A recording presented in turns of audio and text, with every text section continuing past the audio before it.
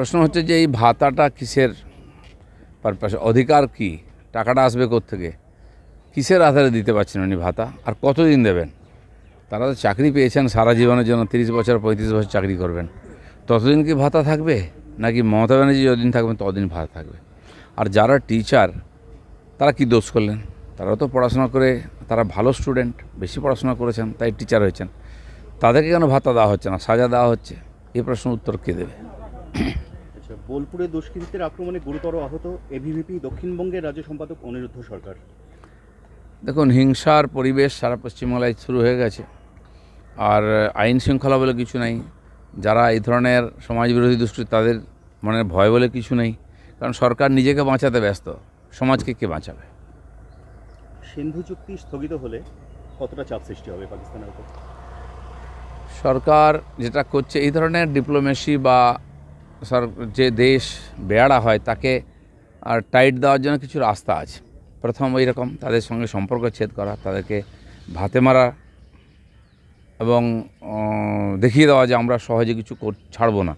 এখন সবাই বলছে আক্রমণ করা, অনেক সাজেশন দিচ্ছেন, যুদ্ধ ইত্যাদি। যুদ্ধ দুনিয়াতে কেউ চাইছে না এখন, কিন্তু যে এই ধরনের দেশের সঙ্গে থাকা, পড়োশি এরকম হয়, সবসময় আপনার বিপদ, আপনার ঝামেলা আছে, তাকে ধীরে ধীরে বুঝিয়ে দেওয়ার চেষ্টা করতে হবে। এটা হয়তো একটা স্টেপ, এরপরে আরও এগোবে সরকার। আচ্ছা, নিয়ন্ত্রণ রেখায় বিভিন্ন জায়গায় বোমা বর্ষণ করছে পাকিস্তান ভয় পেয়ে এখন এগুলো করার চেষ্টা করছে নিজেকে বাঁচার জন্য। যেমন বিড়াল ভয় পেলে নিজেকে ফুলিয়ে নিয়ে দেখায় যে আমি খুব শক্তিশালী, সাপ ভয় পেলে কামড়ে দেয়। তো আজকে পাকিস্তান ভয় পেয়েছে বলে এই ধরনের ক্রিয়াকলাপ করছে, তাতে ওরই বিনাশ হবে আস্তে আস্তে। আচ্ছা, বানপুরে জমি মাফিয়াদের অন্তর্দ্বন্দ্বে গুলি চলেছে ভর দুপুরে। না, গুলি তো চারিদিকে চলছে, আর সবই টিএমসি ঝান্ডার তলায় বিভিন্ন গ্রুপ, মাফিয়া, গুন্ডা, তোলাবাজ, কাটমানিখোর। বীরভূমে দেখছি নিজেরা দুই গোষ্ঠীতে মারামারি, তাদের নেতাকে মানব না, কে মানবে বলে বোম বন্দুক। জেলায় জেলায় হচ্ছে, বার্নপুরও তার আলাদা নয়। আর এটাও তারা বুঝে গেছে যে সরকারও বেশি দিন নাই, আর সরকারের উপরে কারো কোনো কন্ট্রোলও নাই।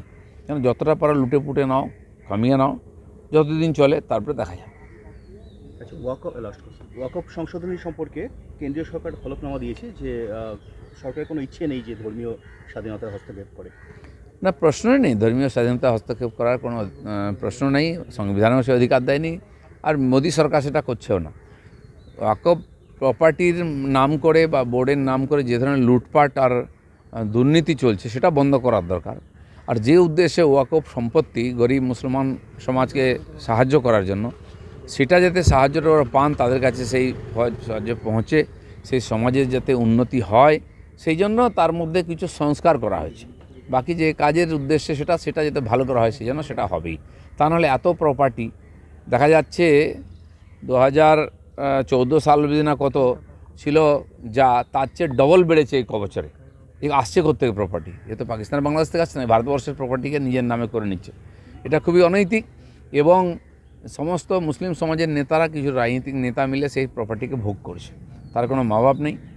আজ এত প্রপার্টি, তার যে মানে ইনকাম হওয়া উচিত, তাতে বহু হসপিটাল, স্কুল, কলেজ বা টেকনিক্যাল ট্রেনিং সেন্টার করে মুসলমান সমাজকে শিক্ষিত করে স্বাবলম্বী করার যে রাস্তা, সেটা বন্ধ করে দিয়ে কেবল লুটপাট চলছে। সেটা বন্ধ করার জন্য কেন্দ্র সরকার বিল নিয়ে এসেছে।